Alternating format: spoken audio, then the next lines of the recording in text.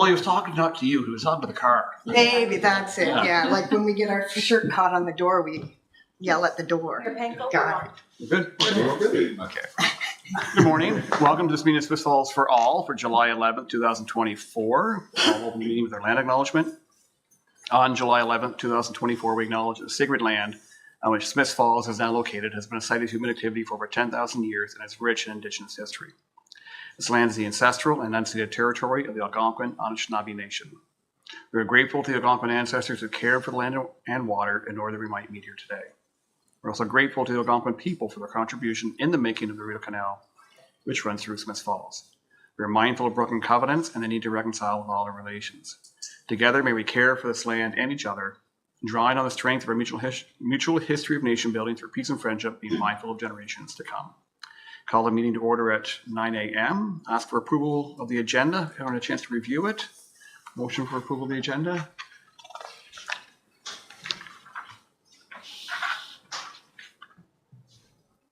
Pick two. Pick two. Okay. Violating Katie, I guess. Okay. All in favor? Thank you. It's a good agenda, I promise. Need a motion for adoption of the minutes. Moved by Nicole, seconded by Joanne. All in favor? That's carried too as well. Thanks. Ask for disclosure of monetary interest. Nope. Okay.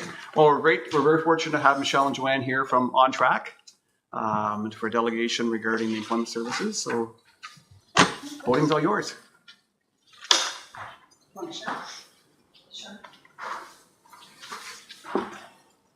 Good morning. Thank you so much for inviting us to join you this morning. We're very happy to be here to talk about our services and who we are and what we do. My name is Michelle Toop. I'm the Employment Services Manager with On Track, and this is Joanne Watson, and she's one of our job developers. So we have a presentation. We put the presentation together to keep us on track. But please jump in if you have any questions. We're happy to kind of put it into more of a discussion format. So just in terms of, next slide. Thank you. So just in terms of a little bit more about who we are. So we're a nonprofit organization, and recently we have moved into what we're calling the Integrated Employment Services Delivery Network, which is a new model under the province, where they have reassigned employment services catchments. So Smith Falls and Lanark County are now part of the Ottawa catchment. And under that catchment, we are managed by the Service System Manager, WCG. So our contracts from the province are managed by WCG, and then they manage the service provider network. So it's a big change for us, but this is one of the many new models that we've been through since we have been here, or since 2002. We've gone from federal to provincial, and now this new model within the province. We have 3 offices. So we've been in Arnprior since 99, Renfrew since 2018, and here in Smith Falls since 2002. Okay. So in terms of our services are available to absolutely anybody who's looking for help with their job search, career decision making, training, regardless of their income, education level, previous work experience, age. Everybody is welcome to access services. Our services are free. Everything is confidential. In terms of registration, so we do have what we call assisted clients. And in order to be assisted, you are a resident of Ontario, you are of legal working age, which for us is 18, although we will support students. And you are eligible to work in Canada, so you have an open work permit. If you don't meet that criteria, then you can still be assisted by us. You would just be what we call an unassisted client. So we have a resource center, which is fully staffed. So you have access to support as well. It's just that you don't move into what we consider an assisted client.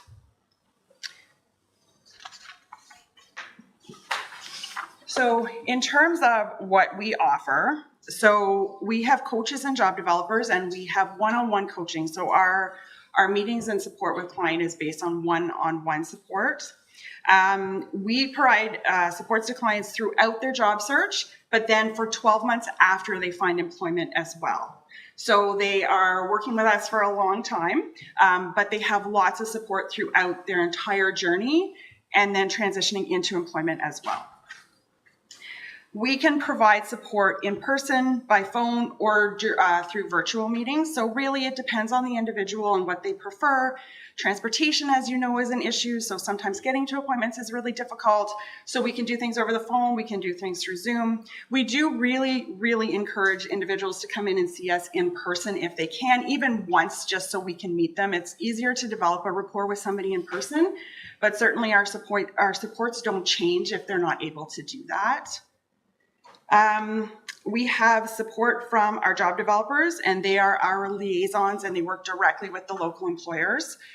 So they develop leads, they make contacts with employers, they do job matching, job placements. We'll get into a lot more of that as we go through the presentation, but the job developers are a really key part of our services. And then we have access to Employment Ontario programs. So again, the next slide is about the Employment Ontario programs. We offer workshops. So the workshops can be in a group setting, can be one-on-one, can be virtual. Again, really, we try to have a mixture just to accommodate. But again, the workshops are all designed to support job search, transitioning back into the workforce, understanding employer expectations. And then we have some where there is a cost involved, and those are the ones that offer certification. So we bring in St. John Ambulance to do first aid CPR. We have Hannah Health and Safety come to do workplace training, working at heights. So there are some workshops where there is a fee involved, but again, we can support the client with that. Yeah, workshops are just a combination. Sometimes it's just kind of a general job search related workshop, and sometimes it is for certification. The Self-Directed Resource Center, so absolutely anybody can come in and access the Resource Center. It's open 8:30 to 4, Monday to Friday. You have access to computers, photocopier, fax machine, as well as a staff member to help you with whatever you need. And you don't need an appointment to come into the Resource Center. And then we also have financial supports to support our job seekers. So for somebody who is conducting their job search, or they have employment activities, but they need a little bit of financial support to purchase work boots or to get work clothing, sometimes a certification, we can support those costs as long as they're registered and they're working with us. And then a big part of our service also is to be connected to our community partners. And so making sure that our clients are also connected to those community partners who are there to support them as well, because sometimes, many times, it's not just employment that they need support with. There's other factors, and so we make sure that they're connected to other agencies as well. Okay. Any questions so far? Am I going too fast? I tend to talk fast. So these are the Employment Ontario programs that I mentioned. So Better Jobs Ontario is the provincial program that supports individuals who are looking at retraining. So for anybody who has been laid off from their previous employment, they are eligible to be considered for training. So there's an eligibility and then there's a suitability. So they also have to meet the suitability. But anybody who has been laid off and then is having difficulty transitioning into another role. So maybe they have a skills gap, maybe just what they did before, there's really limited opportunity in the labor market, whatever the reason, we can support them in terms of looking at retraining. There's also a new stream that has been introduced, which is called the low income stream. So what was happening before was those individuals who had really precarious work history, they were never able to connect to Better Jobs Ontario because they didn't have a layoff. So they've introduced a new stream, which is the low income stream. So anybody who is considered low income and has been for 6 months or more, who has really had trouble connecting to the labor market, we can also look at supporting them through training now as well. So that's been really, really exciting, and there's been a lot of good results with that. So what's the low income threshold? We go by the LICO. Okay. And so if you're on OW or you're on ODSP, you're automatically considered low income. But the LICO varies a little bit. So yeah, depending. And typically when we're looking at that stream, it is somebody who's coming from Ontario Works or ODSP. Yeah, but we do use the LICO.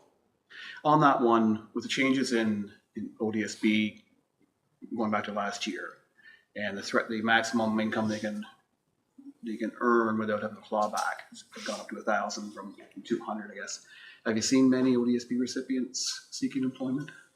I think before that even happened, we had so many people who are on ODSP, they just want to work. And Yes. they didn't, it wasn't, we have some, we can't go over this, but Yeah. we have people all the time who have So ODSP. the increase in the threshold really did make a difference. I think to some who were, afraid to move forward, but previous to that, we had lots of people that were supported by ODSP that wanted to work.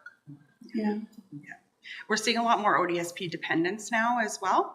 Unfortunately, their threshold is still 200, but which is unfortunate. But we're starting to see more individuals that are dependents that are also accessing services. Yeah. The next program is Canada Ontario Job Grant. So this is a program that is really targeted to employers to encourage them to invest in their current workforce or when they're looking at hiring a new employee. So it's support that is provided, funding support that is provided to encourage them to train their employees. So if they have an individual, well, our most common would be somebody who's worked as a laborer and the employer is looking to transition them into a DZ or an AZ truck driving position. That seems to really be the majority of what we're seeing under COJG. But certainly it has been a really great program and it has encouraged a lot of employers to invest in their current workforce. The other caveat to that is the employer can support a new hire. So if they offered somebody a job and said your job is contingent on you obtaining your AZ or your DZ license or whatever training they needed, they can be reimbursed for that training at 100%. So if they're an existing employee, we, the province, covers 5/6 of the expenses of that training. It is a reimbursement program though, so the employer would be responsible for initially covering the cost and then they would be reimbursed. But for a new hire, they can be reimbursed for up to $15,000, which is up to 100%, and 5/6 is up to $10,000 per employee. So we have that funding again for this fiscal, and we have always found success with that program. Ontario Job Creation Partnership. So this is one that we used to see a lot. We don't see it as much anymore. But again, it's an opportunity for an employer to submit an application to the province to request funding for a special project or something that they have going on that is kind of outside of the norm of their typical work. So you would then have funding to hire somebody for that specific contract or project, and that person would be paid through the province. So it's in the form of EI benefits. So they would receive the maximum EI as their weekly pay. And so in order to be eligible for this, a candidate has to be on EI or have been in receipt of EI in the past 3 years or 5 years if they come off a maternity claim. But again, it's a really good opportunity for an employer if they have a special project coming up that they're looking for funding for, is to apply through this project. And again, so we can certainly connect the employers to the appropriate person at the ministry if they're interested. And then apprenticeship. So there's lots of talk about demand in the trades and apprenticeship. So our role in the apprenticeship process is really to support somebody in finding that employer who's willing to take them on as an apprentice. And then we can connect them with the apprenticeship at the ministry. And then Skills Advance Ontario. So that is relatively new, but again, it's an opportunity for usually employment service providers, employers, and other agencies to come together to identify that there's a need or a gap in the labor market for this type of position. And then we look at how we can kind of come together to create a project to train people to meet that demand. So you have a training provider on board, you typically have employers on board, you would have an employment service provider on board or employment service providers, depending on what the area is. But it's an opportunity to address a specific gap. And then that training would be covered through Skills Advance Ontario.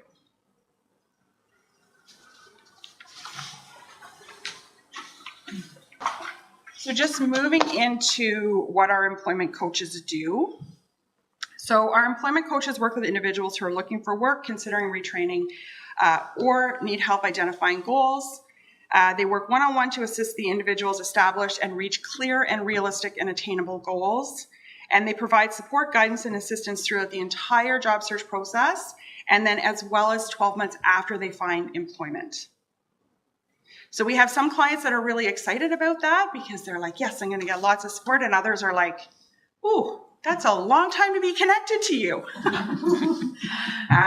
But for the most part, we've had a positive response to that 12 months of support. And during that 12 months of support, if they need something, even though they're working, we can consider that through some financial assistance as well. In terms of the next slide.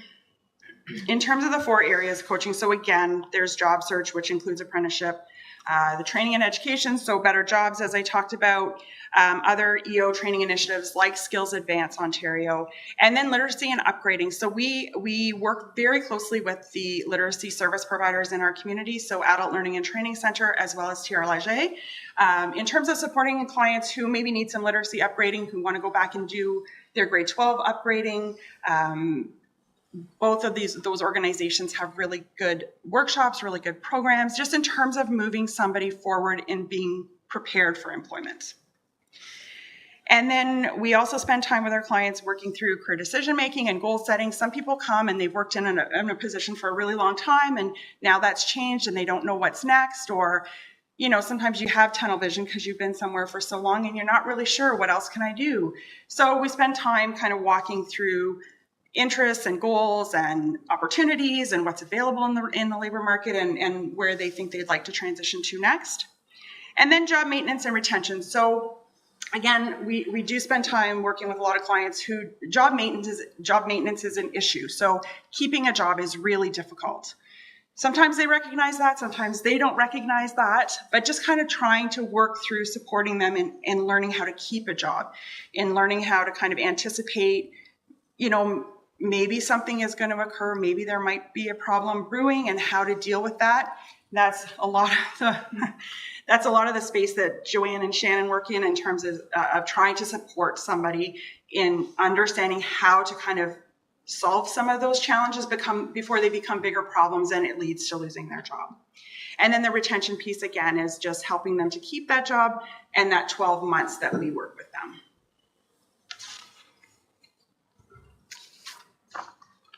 So in terms of the benefits that we see working with our coaches, so everything is confidential and the support and guidance is ongoing. The referrals to community organizations, helping that person understand that they're not alone in their job search.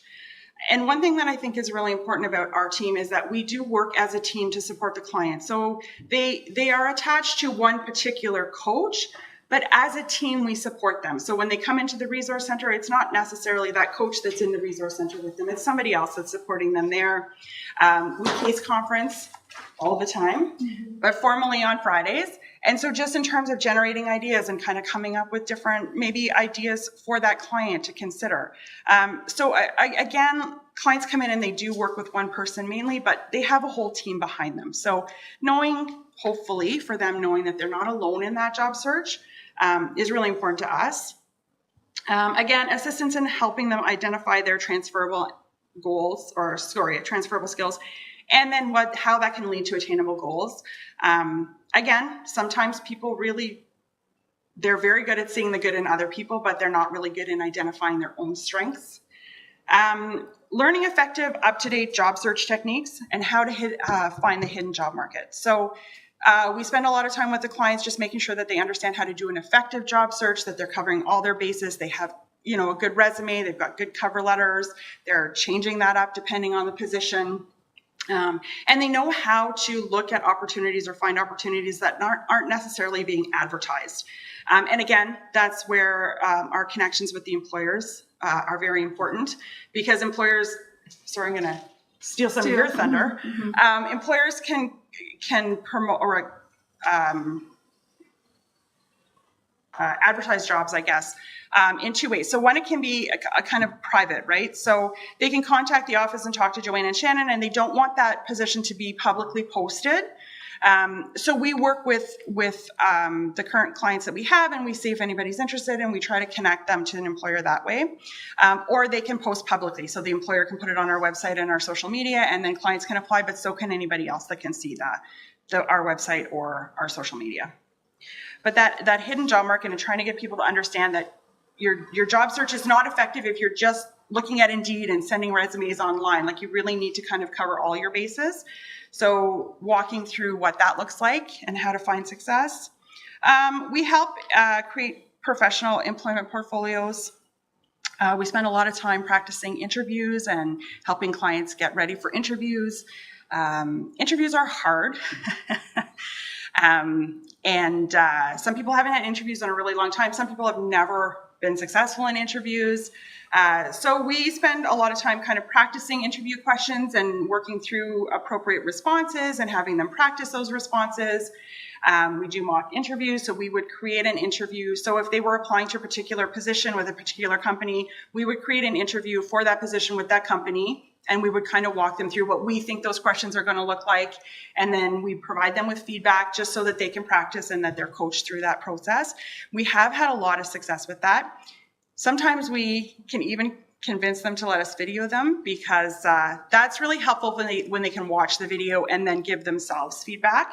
And we find that those clients are the most successful when they can recognize, oh yeah, like this is what I see, or I know I did that years ago and I talk with my hands. But in that interview, when I was videotaped, after every sentence, I clap my hands. So the whole video, all you can hear is me talking. I'm like, okay, so I'll try not to do that. But anyway, yeah, the feedback is valuable. And then again, working with us, you have access to the Employment Ontario programs that I talked about. And then working with the employment coaches, if the client needs more support and they really need somebody to be very active in terms of that job search piece with them, then we can refer them to Joanne and Shannon. And on that note, Is it me now? now it's you. Okay. No. Does anybody have any questions about what I was speaking about before Joanne jumps into the job development? I guess, sure. Oh, Listen, I'm a job seeker who maybe I've been never in the workforce or out of the workforce for a long period of time for whatever reason. And I want to get back in the workforce. I walk through your door. What happens next? So chances are you'd meet Bobby, who is at our reception desk, and she would encourage you to register with us. She'd tell you a little bit about who we are and what we do and how we could provide support. So our process is really that we would have you register for services, and then we would, through that registration process, we would determine if you were better matched to a job developer, or if if working with an employment coach would be enough for you to kind of start that job search journey. So part of that would be, identifying what you want to do now. Is it what you did before? Do you want to change that up? We would look at whether or not training is something you'd be interested in. We would certainly look at helping you with interview skills, because it's sometimes answering the question about why you've been out of the labor market. You want to make sure you have the right answer to that. So we would walk you through that process. In some cases, somebody who's been out of the labor market for a long time, for whatever reason, sometimes Joanne and Shannon are their resume, and and they're kind of, they set the stage for that interview, right? Like, they kind of set the stage for that person to go in, so the employer is well prepped. Joanne and Shannon also go to interviews with clients depending on how they are feeling about interviews or kind of their confidence levels. So, it would just depend on who the person is. Some people who have been out of the labor market for a couple of years, it's really not hard for them to transition back in. They just need a little bit of support just to get things going again, figure out who they want to apply to, make sure their resume and cover letter is good, and off they go. And they can be fairly self-sufficient with support. For others, that's not the case. They've been out of the labor market for many years for particular reasons, and they just need more support. So everything we do is based on you as an individual and meeting you where you're at, and then trying to figure out how to help you. Really helping develop self-confidence and self-esteem, Yeah. and recognizing. Yeah. And we'd really try to focus on strengths and what you bring to the table, as opposed to what you can't do or what you don't bring to the table. Very good. Yeah. Do you have particular supports for people that may have like a criminal record, and helping them figure out what type of employment opportunities they are suited to or not suited to? Oh, okay. Definitely. We have lots of people who come in with criminal records, and they're limited because a lot of times it's no criminal record, but that's what Shannon and I do. I'm working with this guy who's really keen to work. He has a past. We don't go out unless they want us to divulge that they have a criminal record. And some are fine with it. Yes, tell them it's okay. And some employers, okay, that's fine. A lot of the times the construction industry, they don't care at all. If I had an employer years ago struggling to find someone, and he goes, I don't care if they have a criminal record, alcohol, drug problems, whatever, as long as they show up, and we found him the perfect person. and the guy's hopefully still working for the employer. You know, some employers don't. That's not a big deal. I'm not saying we can find everybody but a job, but some people, I know when some of the big manufacturing places closed years ago, people did something silly at 19 and they're now 55, 60, and it's come up in a criminal record check, you know. So employers are good at looking, okay, you've been out of trouble for 5 years. Okay, that's fine. You did something you shouldn't have done, and they can move on from that.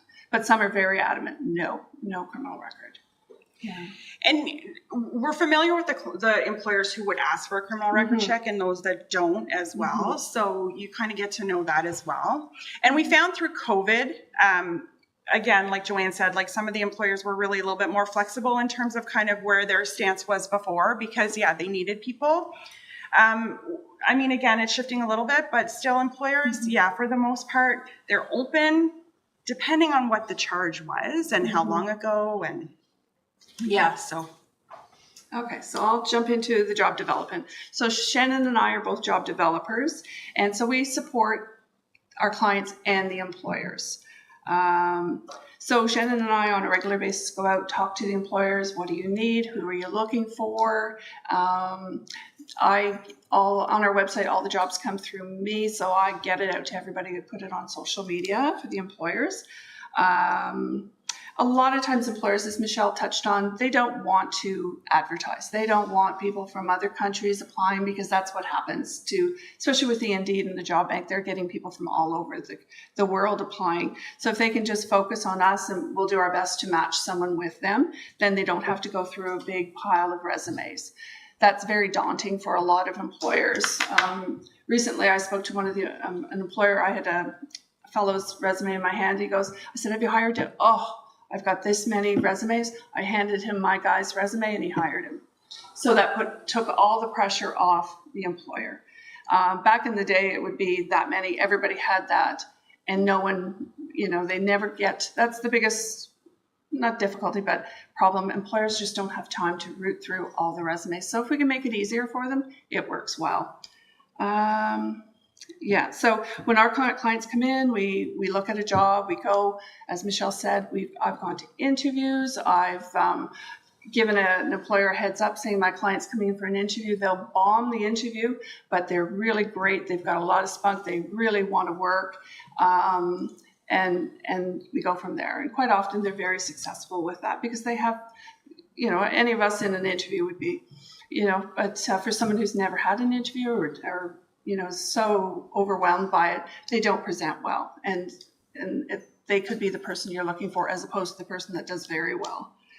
And a lot of times we'll talk to employers and say, we have a client that can only work 4 hours at a time. Do you have anything? And we've been able to get people into various jobs that they just do a specific thing, and it helps the employer out.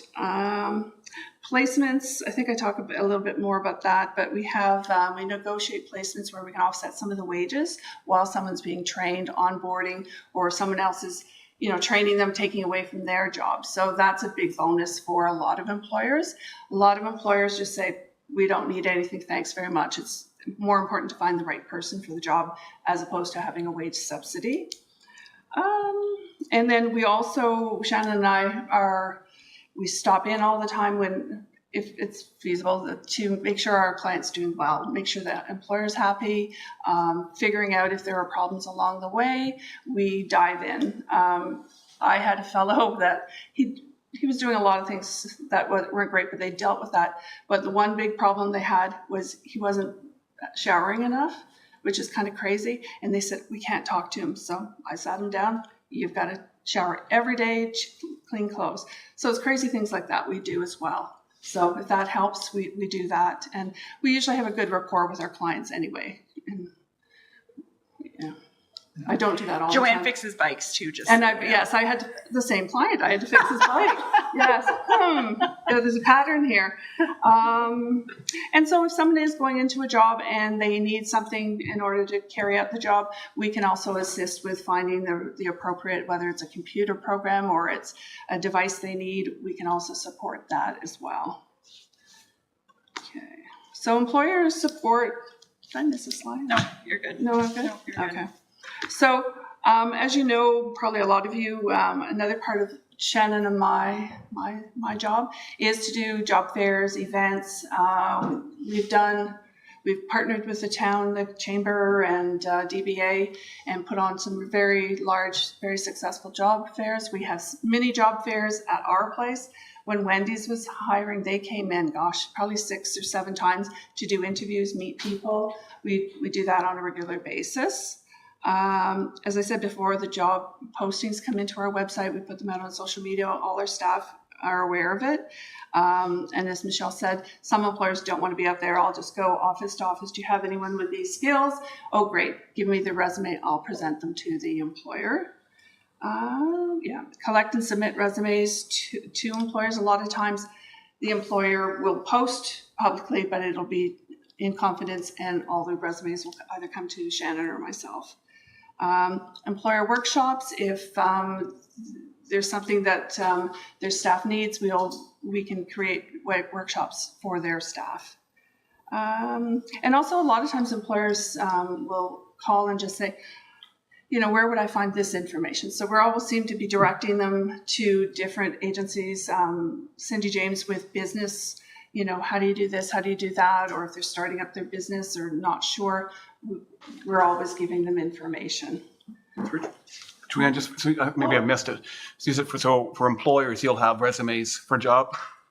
An employer has a position, you post it, the resumes come to you. Do you screen those and provide the employer with a preferred list or a selection of? Yes, we have to, if someone's applying, they may not have the skills. Sometimes people just apply. Yeah. So we'll go through them and just say, these candidates probably, we know these 3 people, I know they'd be great, blah, blah, blah. And these people, they have a great resume, but I don't know them. So I'll present them, and then maybe it's this person doesn't have the skills, and give them kind of a package. Saves the employer a lot of time and work. Yeah. Great. And if Shannon and I can just say, we have the perfect person, here you go. We do that as well. So that's the importance of working with one of our coaches or the job developers. We do that on a regular basis. I know I think it was last year, I was at a community program, and there was a lady who owned a garage in Perth. Oh, we need mechanics, and I just happened to meet one of the coaches' clients. And I said, oh, I was at a thing yesterday, and he's hired. He's been there for ages. That's just how it works. And working together, we always, if we're wondering, do you have anything? Oh, have you thought of this? And that's what our case conferencing are great for. Thank you. So we'll just touch into the wage subsidy, the brokered incentive agreements. So we can help assist with wages for up to 12 weeks. The placements to help with wage subsidies to offset the costs of onboarding, training, mentoring, that sort of thing. So it's intended to support people who may have some difficulty transitioning into employment, like you were saying, someone who's never worked before. We've done that recently with quite a few people who've never worked. We help them with the employer with wages, so they can take someone aside and say, will you train them? They're going to job shadow you, so they're not really missing out on the wages. They're not spending, double the wages. And the goal is to provide long-term employment. We've had clients that I've done placements 3 times, 4 times, and finally you find the right fit. And that's fine. The whole purpose is to support the person in a job. And if we can do that and help out with wages, that's fine. No? Okay. It looked like you were going to say something. And as we keep saying, Shannon and I have we're the ones that have clients in placements. So we're touching base on a regular basis. What can we do? And if there's down the road, sometimes,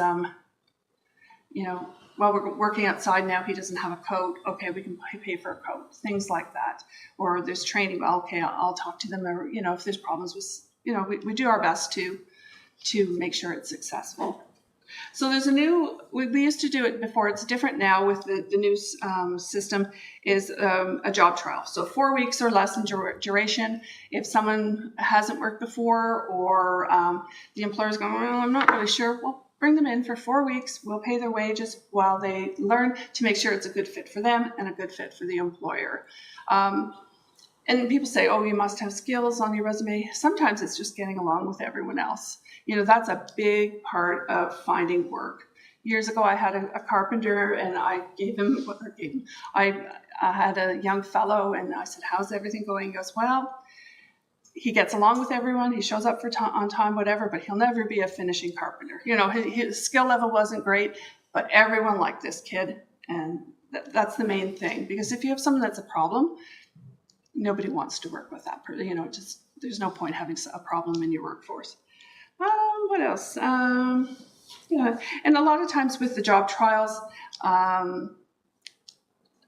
you think, oh, I think I want to do that. Well, why don't we see if we can get you in somewhere and see if it's the right fit, and then we move on from there. Sometimes with the job trial, we can add a brokered incentive on the end. If the employer might say, yeah, they fit in, but they really don't have the skills, well, we can subsidize that, help them out for a further however many weeks. And that's negotiated between Shannon and I and the employer, and what we think how much support the client needs. And during a placement too, if the employer says that this person needs some kind of particular training to do well in this role or something, we've supported one employer. They've hired through the placement, and we supported the Simply Accounting training. So they had time set aside each week to do Simply Accounting training while they were working. So we've also kind of managed negotiated agreements like that, where that training can happen on the job if there's something specific that client is missing. And also let's say we put together a brokered incentive for 10 weeks, and the client really doesn't like it, or the employer, it's just not a good fit. It's just not a good fit. They don't have to continue with the 10 weeks. As I said before, we've had people in 3 or 4 different placements just to find the right fit for them. So I'm just going to speak a little bit about supports for newcomers. So as probably everybody knows, over the last quite a few years, probably, 5 years, there's been a real influx of newcomers to the area. And we've kind of gone, okay, and we've grown, we've learned more about what they need for supports. So as Michelle said before, they have to have an open work permit to become an assisted client, assisted services. But again, they can work in the resource center. Staff help them there as well. We've grown a lot about understanding and transitioning into the Canadian market. A lot of newcomers come with resumes with their SIN number, date of birth, their picture. So we've been able to help them create a Canadian type resume and they appreciate that. We talk about interview skills, portfolios, help them get their equivalency if necessary, and training. We support them by connecting with local employers for employment. We have in one of the construction companies, restoration places, we have 3 people that don't speak English, and they're their best workers. And do you have anyone else? And they've worked with it. They've done the Google translation if there's anything important they have to relay. But it's worked out very, very well for them. Are you finding there's many with language barriers, and is there ESL training? There's ESL training through TR Leger. Is that about it? You can access virtual ESL, but TR Leger is now kind of beefing up their settlement services in this area starting in September. And ESL is on their list in terms of offerings, I guess. And so not sure yet if that's going to be a virtual or in person. It'll depend on numbers and such, but that's coming back in terms of, yes, there is a demand and we need to kind of look how we can help that. So TR Leger is looking at what that means and how they can support. And quite often we'll have husband and wife, one speaks English, the other doesn't. So when they do the registration, the person who can speak English is there. I've gone with my clients to speak, and then I can, the ones that can speak broken English, and then you can kind of explain this is what they meant. And, you know, and sometimes, you know, they don't know what you're talking about, but they're great workers, so they get hired. So I know Julia is one of our intake people, and she did her whole intake in a different language. I can't, and it was just good. She translated the whole thing for about an hour, and to make sure the person understood what she was saying. So, then Holly, I'm not sure. What else? Yeah, so if we don't know the answers, we always reach out to whether it's the Y in Ottawa or Settlement Services, wherever we can get help, we do that for our clients as well, because we're learning as well, and we're getting more comfortable with it. Yeah, TR Settlement Services, Lanark County Recruitment and Settlement Coordinator. And for those who were at the newcomer event, Bobby and I were there as well, meeting some people. Some were our clients, and it's just nice to be a part of that. Yeah, we encourage support persons to attend appointments with our newcomers. So if they are working with a different agency, they can come in and be part of the interview, so everybody understands what's being said. And as I said before, translation, we do what we can to communicate effectively with our clients. So any questions on that? I have a question from earlier. Oh, okay. I understand that working age is 18. In saying that, when you offer job fairs or hiring events, are those who have graduated high school but are still 17 eligible to participate in that? Oh, definitely. Our job fairs, we've always opened it up to high school age, any age really. And they can come, and we've done it differently. Sometimes we'll have a student corner, so kids that are still in high school, they can come, or graduated. It's funny because it's 18, but 17 can access our services if they've graduated from high school. Yeah. Well, That's all right. And in terms of your registered clients, what is there a jurisdiction? So if somebody came from outside of Smith Falls, Renfrew, or Arm Prior to seek your services, like, are there boundaries there? Like, ish, but we always suggest, did you know Carleton Place is a service provider, or Brockville? But if some people, well, I shop in Smith Falls, okay, then come. Merrickville isn't our jurisdiction, or it is, but CSE from Kempville look after Merrickville. But we always let our clients know, and they said, oh no, I come here all the time, I want to be served in Smith Falls, and that's fine. With the new delivery system, it used to be Smith Falls-ish, but now anybody can. We encourage them, because if they're from Ottawa, do you really want to come here for appointments and things like that? but could you assist somebody from here to seek employment in, say, outside of this area if they have access to transportation sure, and things like sure, that? It doesn't yeah. have to be specific. No, definitely not. No. And ultimately, it's up to the person as to where they want to be served. So, we just need to make sure that they're aware that there's a service provider closer to them, but they absolutely have the right to say, I would rather be, because there's people from Smith Falls that would rather go to Ottawa to be served or whatever, just depending on the labor market they're looking at or whatever. So ultimately, it's the client's choice as to where they're served. What about transportation issues? Do those exist? Just leave it at that. Yeah. We're starting a bus service. No, Yeah. it's a real problem. And employers a lot of times don't understand, what do you mean nobody has a driver's license? Well, the people we have right now that can do that job don't drive. So sometimes we're able to match someone out. They'll go to Tim Hortons and meet their drive and off they go. Or I just need to get there, and then they'll secure a drive. But that's a huge, huge problem in Smith Falls. We've bought bikes before for our clients. For the first few days, if it's local, we might pay for taxi just so they can get there on time and, not the walking. But it's ongoing. I know other communities have brought in some kind of a bus system, which has been great. We've talked to, there was years ago, it was a company in Brockville that was willing to bring a bus to pick up staff here and bring them back and forth. And we got 2 people to their hiring fair. It was like, we've got you transportation. it's a really difficult.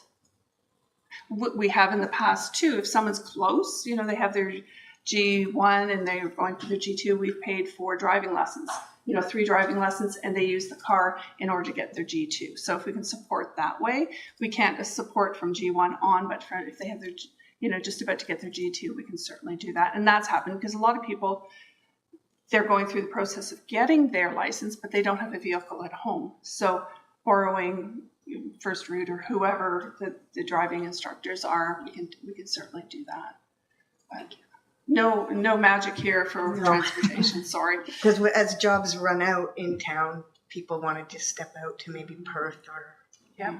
And Perth seems their manufacturing jobs are more plentiful than here. But It's just people can't get there. I know. We had a fellow years ago. He used to stand at the corner by Garden Market and get a ride every day from people working at Grenville Castings. So that was quite a few years ago. He'd get to Perth, then hitchhike Perth to wherever his job was, and he did that to get to work. You know, you have people like that, and others that just want to walk, you know, in town. No, I'm just wanting to work in town. So we encourage people as much as they can. Have you thought of getting your driver's license? Have you, you know? ALTC, Adult Learning and Training Center, they have a program where they can work towards getting your G1 or the testing for it anyway. So when they go to write the test, they have a better chance in at least starting the process. And you may be aware there is both the county and the town are partnered with a third party to do a feasibility study on a regional transportation model. Feasibility study, I guess. So hopefully there's positives that come out of that. And then the big question would be what comes next. But I think if you can prove that there's a need and it's feasible to operate it, then it's a matter of trying to line up some additional funding to make it happen. And so it's definitely an identified barrier. Because even Smith Falls, it's just a town. But if you live on that end and you have to go to that end, that's a long way. In the summer, okay, doable. But winter, you're slogging through a lot of weather. Yesterday. Yeah. Because we had people, one of my fellows called in and said, I'm not walking in this. So we just did a phone appointment. But yeah, and others, one of my other fellows came in by bike, you know, in the pouring rain. It just depends, but it's a constant. So I'm just going to touch on another thing we do, our workshops, in-house workshops. Michelle mentioned online workshops. If a client's not all that keen on being in a group setting, we'll do individually so they feel more comfortable. So it's for skills, knowledge, certification, help them gain employment.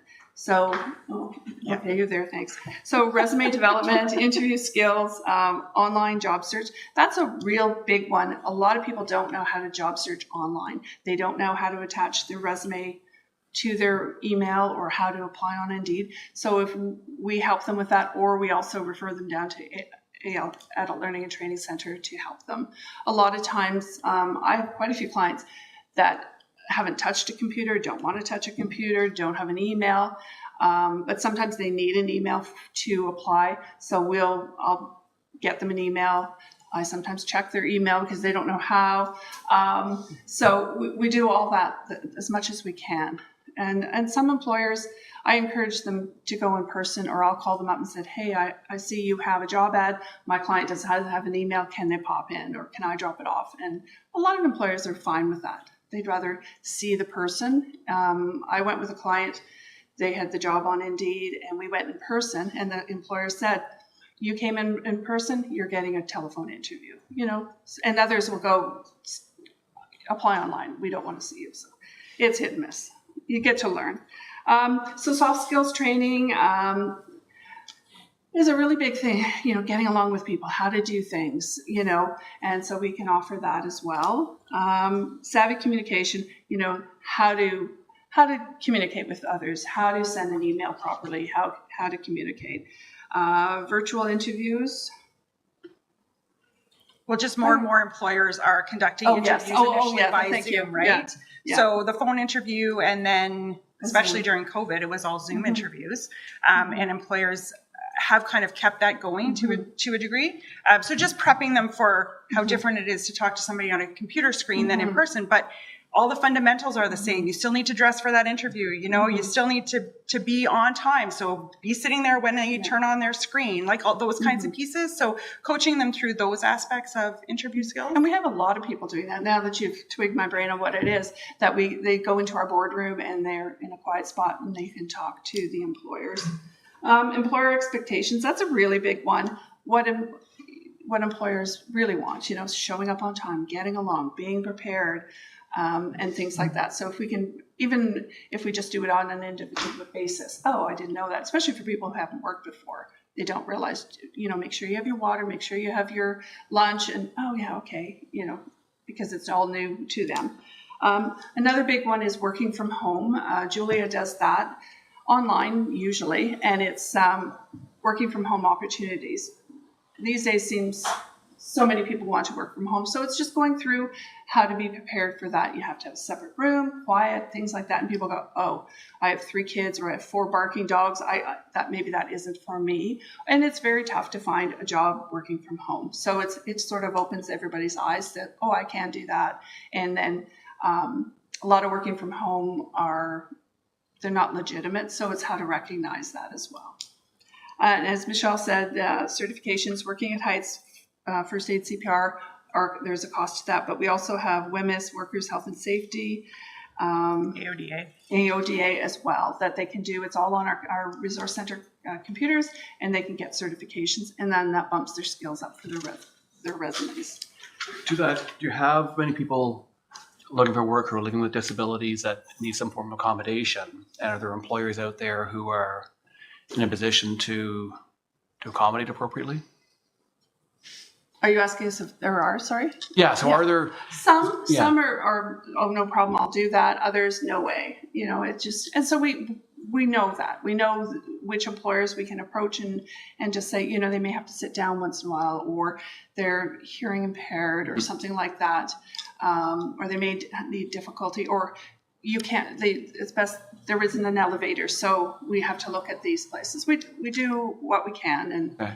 Yeah, to help people, because we have a lot of people that have different abilities that, or if someone has difficulty comprehending things, you know, I've done so much training with my clients, you know, WMIS or whatever. I'll sit with them and I'll read it to them, or we'll go through it together so they understand if they're not comprehending everything. Or I'll say to the employer, you know, my client doesn't know how to use a computer. How can they do their online training? Because a lot of times it is on, oh, here's your online training, do it. And it's like, oh my gosh.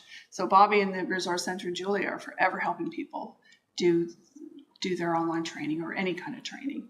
You know, even to work for Burger King, you have to learn how to put a hamburger together properly online, you know, and things like that. It's like, oh my goodness, you know, so we do our best with that. Or if we're working with someone that has a disability, we can talk to the employer about that. You know, this is what they need. Can you accommodate? We can help with accommodations. Super. Okay, so the Resource Center, Michelle's pretty well covered that anyone can come in, use our resources, fax photocopier, even fax machines are kind of obsolete, but that still gets used. We show them how to use it, photocopy. They can build their own resume. If they're pretty self-sufficient, they can come in, use our computer. And a lot of times people have computers at home, but not a printer. So they come in, they print their resumes and things they need. And it's a good opportunity for us to meet with them and just say, do you need some more help? Why don't you come in and register? We have community resource boards that people can pick up things in the different meals that are in town, healthcare, other service providers. We have all that information. The training providers. We have a job board too. So it has all the jobs from our website, Indeed, anything that comes in the different areas. Another board of all the community events. If there's another job fair, it's always put up there so they can look at. Am I missing anything? No. All right. Is that it? Unless you want me to do the last slide? You can do that. We just quickly put this, I know we're probably way over time. We like to talk. So just in terms of a quick overview of clients' rights and responsibilities. So obviously when they come in, they have the right to be respected, but they also need to be respectful to staff, expect quality and timely service. We really want them to be an active participant in their time with us and in their job search. We ask them, we encourage them to respond to ongoing follow-up and to expect ongoing follow-up. So like I said before, some are really on board with that, some not so much. To be heard and valued, we certainly ask for their feedback consistently. We want to know if there are any concerns. We would like to address those. They have the right to be supported during job search and then for 1 year after. And then they have access to flexible service delivery to best meet their needs. So like I said, in person, on the phone, or virtual. So that kind of wraps us up in a nutshell.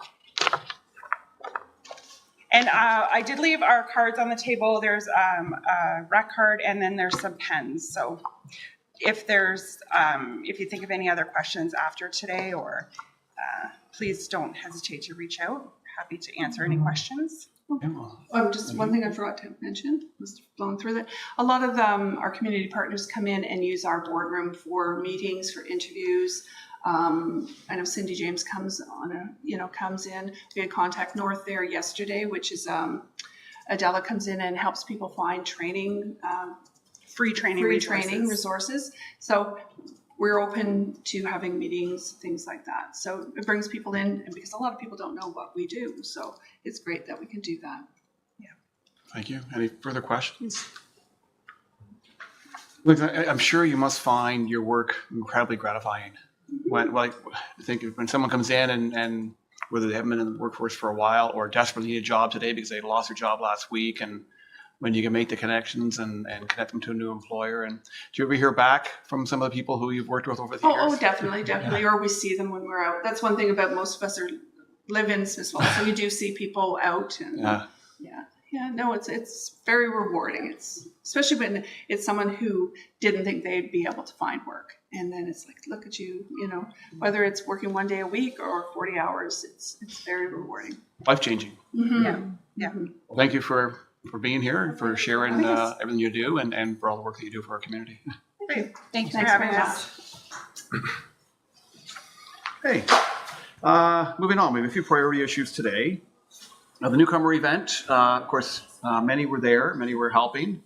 I just want to really thank Katie and Mitra, because what a pile of work the two of you put into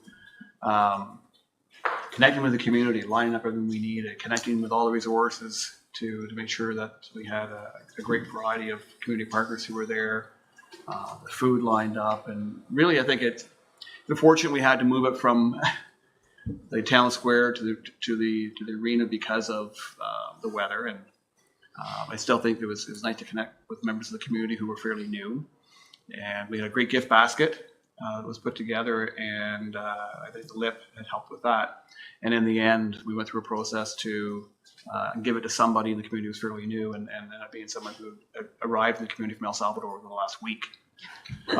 So really it's so it's really nice to see, again, people coming in and somehow people finding the event, even though we had to make the change in venue. And so I think it's something that maybe it set a foundation for work we can do in the future, and plan. Maybe it evolves a little bit. But I think, Katie, further comments? I think it was... It was fun, and we didn't have, a huge turnout, but the people that came enjoyed it, and were newcomers, so that was enjoyable. Yeah, I think well worth the effort, no question. I think it should be an annual thing. Maybe if we had more on board, it wouldn't be so much on Katie's shoulders, but an annual thing. So, we're always getting newcomers, and even the people that have been here for a while, it was like, oh, wait, that's out there? So, I think it's something worth looking at. Yeah, thanks. And thanks to everyone involved. Falls Food Hub for doing the barbecue and providing the food. And We had 2 barbecues that day. yeah. That was another thing. Maybe a weekend that it's not a big That's kids the trouble event. with the summer.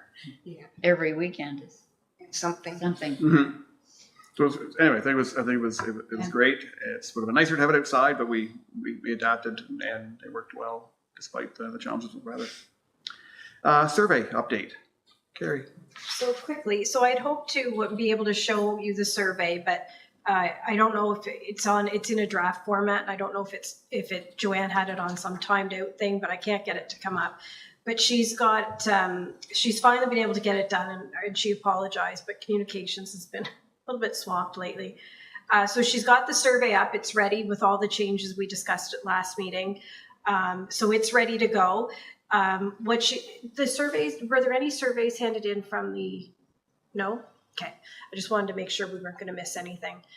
So it's ready to go to pull the pin on it. But what she's asked, we've determined is she's going to hopefully get it up either before the weekend or early next week, is how long do we want to have it up on the up for, and as well, do we want to put like we did put the preamble on the survey, but she said she'd also be happy to draft up some kind of real flashy something to get people's attention. So I just think absolutely we want that.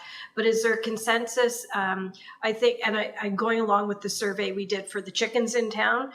We had it up for 2 weeks and got a big response. I'd love it if we got that kind of response. We had 850 responses for that, which is like for chickens, which is Maybe that's what should be on the little flashy. Yeah.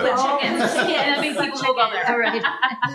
and then we've got them in. We won't let it. Yeah. So my recommendation would be 2 weeks. That seems to be the sweet spot for surveys. But it's ready to go. So hopefully if we get it up, that we'll have results before our next meeting in August. Okay. Sounds good. Okay. Yeah, sounds good to me. Yeah, everyone's fine with that? And then so it'll be put on the town's website, and it will be hosted, but it'll be shared through our social media, and that post will be we can all share that. Yes. Yes. Yep. I'll have her, the actual survey is hosted on our website. Our website has a survey feature in it, which I believe is the same one we use for chickens, which gives us a nice little like pie charts and everything.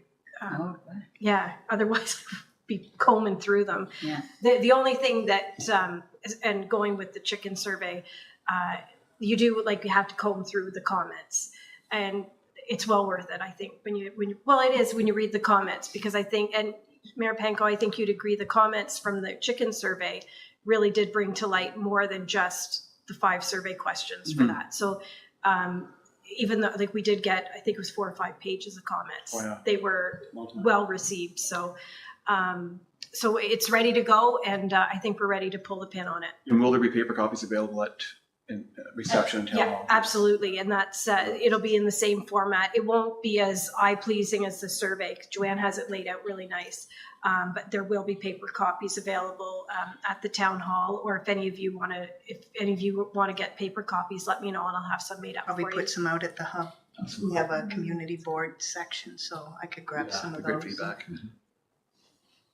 I'll see if I can print them out in a nice format from like the online survey, but if I can't, we have the one that we used before. So I'll also put them with the link that they don't know to go to the survey, so okay. I'll have both ways available. Perfect. Thank you. So Gwen, thank you for all your work on that. You're welcome. It's being put into action. Now we're all anxious to see the outcomes. Your comments. Listen, it's everyone I know. Don't live in Smithsels, don't care. Okay, so moving forward, just a discussion on our 4 pillars. I think everyone's got the copies in front of them. And I think the real question before us is, if we were sitting here at the end of this term in 2 and a bit years, what progress do we want to make on each of these 4 pillars to know that this group has made a difference and helped. We've helped with housing, we've helped with poverty, we've helped with all food insecurity, all the way across. So it's a matter of, I guess, strategizing how we go forward. Most things are out of our control, but we have an opportunity to influence and advocate. We have an opportunity to direct things to council for consideration. So it's a matter of where we go from here with these pillars. Let's just go through them as we're here. We know what has happened. And it's, I guess we don't want to look as much in the rearview mirrors. We want to look forward as to what needs to happen. Housing, as we know, is still a challenge in town. It ties into the next priority item, but I had an email yesterday from Linda Tranter from the Legal Clinic in Perth, and we're going to have a conversation today. One out-of-town landlord who's bought multiple properties up has advised everybody in there that your rent's going up by $500 a month, or I'm going to tear down the building and build something new. Atrocious. Now, obviously, he or she can't simply impose a $500 rent increase. We know these older buildings are under rent controls, but to threaten people and to destroy their own financial security and to make them worry about what's going to happen next, and a lot of uncertainty, because as much as Linda can help and can ensure the legal process is followed and people are represented, in the end, there's also that risk that this individual could follow through. So it's things like that still worry us. People who are still being wrongfully evicted. And so that's item 4. But I guess from a housing standpoint, it's still a matter of ensuring that we have a good supply of housing that is affordable to much of our population, and recognizing we know that we have a large number of people who are living on ODSP and even OW, but also even their working population. The last census numbers are going to be a little bit dated, of course, but with the average employment, the median employment income being around $31,000, indicating that you've got about half our working population are living earning minimum wage right around there. So the ability to afford a place to live is a challenge, especially again if you end up losing the home that you're in today. So just opening up the conversation on housing and thoughts on things that we can or should be doing to enhance the security of the people living in our community. Is there a way to stop or control people from, say, I don't know, Toronto coming in when a new subdivision is built and buying 7 of the houses and then renting them all out for outrageous prices? And frankly, it happens everywhere. I can't remember what the number is in Toronto, but I think it was something like 30% of the single-family homes in Toronto are owned by large corporations who rent them out. Housing it's a business, and that's really what it's become more and more. Especially when there's a housing shortage, there's opportunities. Some of these people would rather have their places empty and people on the streets, it seems, than to maybe lower it a little bit. It's called greed. On a positive, of course, we have the Housing First, the transitional housing at Willowdale. Is it opening? People are in there now. Nice. I'm not sure if it's at capacity yet, but it is being utilized. And so that's very encouraging. It gives people an opportunity to build a foundation. And as I understand it, they'll be able to stay there as long as they need, really, until they're in a position to move on to something else.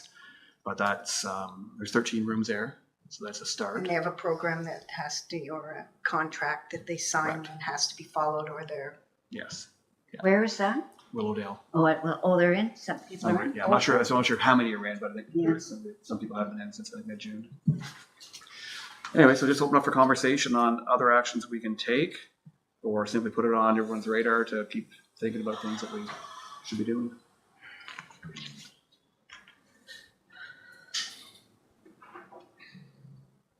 We have the new rent to income place that opened, right? Correct, and that's full. The one across. 44 Chambers. And that's full. Yeah, I mean, people were moving.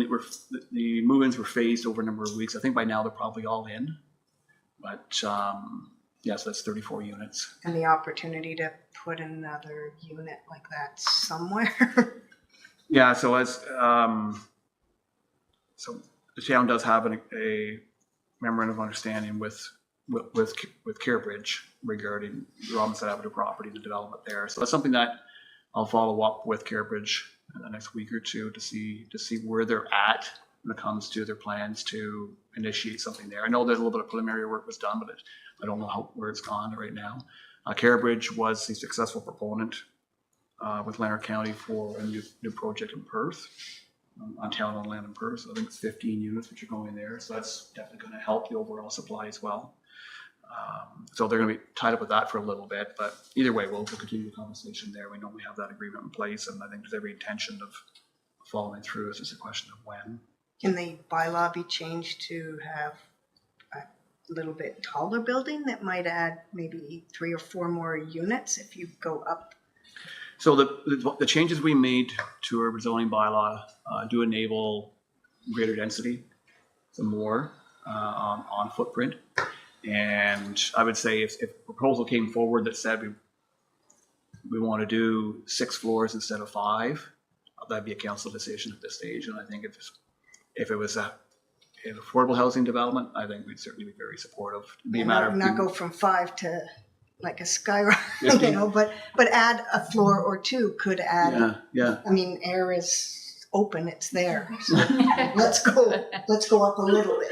Yeah, so I think that's absolutely a possibility. I don't know if we would need to, there's a maximum height in the zoning bylaw, but it'd be a matter of each situation that'd be different because it depends on the Where neighboring it is, properties, the yeah. shadowing, all those impacts that would be considered. But if you go to Maple and George, Maine, George, Maine and William, that approaches with Hammer and Nail that's going there, they end up going with a stepped up height to ensure that you're not overpowering some of the neighboring properties, and you're able to have a higher more floors at the end where there's no properties you're going to be impacting. So those things are certainly possible. I'm just wondering, at one point, I think at the last meeting, we talked about maybe doing education or a stigma campaign, like letting people A, know what is available around housing, and B, how we can decrease stereotypes. Because even in my own circles, I hear, oh, I really hope so-and-so doesn't build there because we don't want affordable housing in here. Like there's a lot of that out there. And so I'm just wondering if there's a way, like if this committee, I guess I'm just trying to understand our role versus maybe the housing committee. Like, are we to be advocating for more housing, or is our role more around education or? And I think the landscape is pretty broad. Okay. When it comes to housing, what do we believe we should help? How should we be involved? I'm not sure if a communications campaign, do you think that would be helpful or useful or just putting it out? It can't hurt. Yeah. No, definitely not. Yeah. There's lots of bias. Yeah. There is lots. Yeah, that people are Yeah, deserving of it. From the transition Deserving. housing coming in, people were worried about that and, Mm-hmm. you know, drug dealers hanging out all the time. Yeah. So it's out there. Maybe some more education would be beneficial to the community. There's a lot of misinformation. that Yes. people- The yeah. county's done some work on that. It's not, they call it YIMBY, not NIMBY. Mhm. So yes, in my backyard. So maybe it's a matter of trying to share some of the information that they've used or rebranding it maybe to Dismiss Falls. Yeah. At one of our last committee of the wholes, Councillor McKenna brought up a report that they had done at the county. Caitlin had done a report to the committee about housing. And so she has been invited to I believe she's coming September 9th to our committee meeting to deliver that report Okay. to council. So I don't know what the presentation's about, but it was about housing in the county and probably some of the programs and stuff. So as it gets closer to that date, I'll make sure all of you know in case you want to attend that meeting and watch the presentation, or it's live streamed as well if you don't want to attend. So I think, to your point, I think there is opportunities for us to help inform, educate, advocate, and even just through our own social media. And just everyone deserves a place to live and whatever phraseology we want to use. And that, yes, in my backyard, we want to accommodate and make sure people have a place to live and how important it is to the foundation and anything else in their life. And so, yeah, that's something that maybe Carrie can connect with Joanne on and see what we can do there for some positives. Sure. And I'm happy to. I have some resources that I've come across that talk about that, not my backyard, and ways of phrasing things and things. So I can pass that on to Yeah. Carrie. And that'd be great. Perfect. Thank you. Just before we leave housing, I'd just like to wonder, I'm going through this right now with my apartment. And people don't know their rights. And can we not inform them very simply of what their right is? I mean, if you are in an apartment that was built before 2018, you have rent control. So, There's yeah. nothing anybody can do.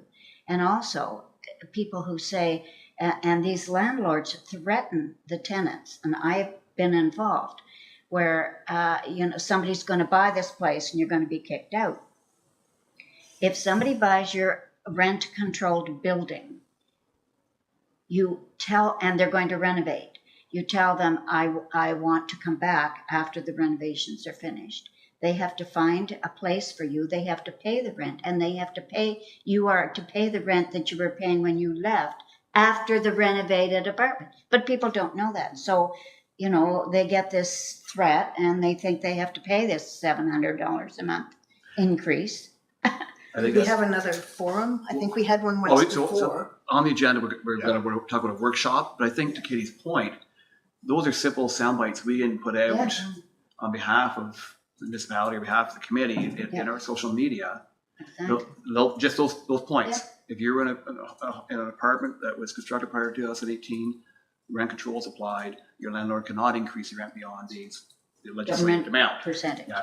Or if your landlord's going to go through a renovation. So we can get the right phraseology. I think it would help everybody because they just don't know. Right.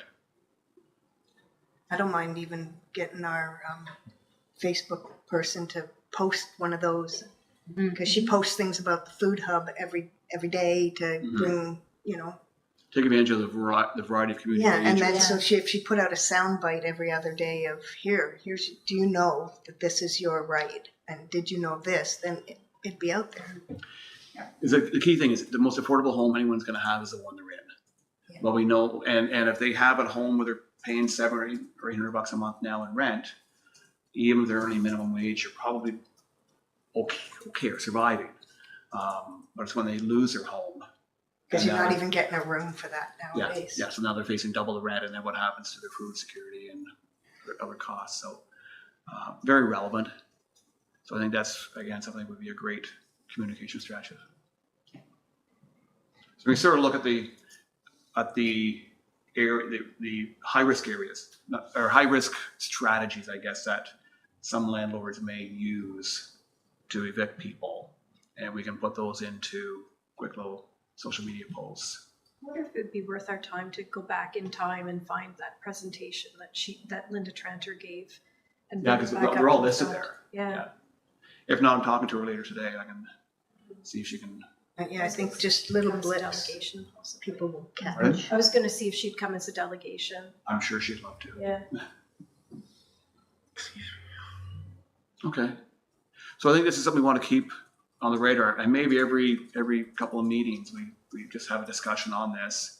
If we're always researching and reading and hearing things from the community, we can always bring new ideas forward. Okay.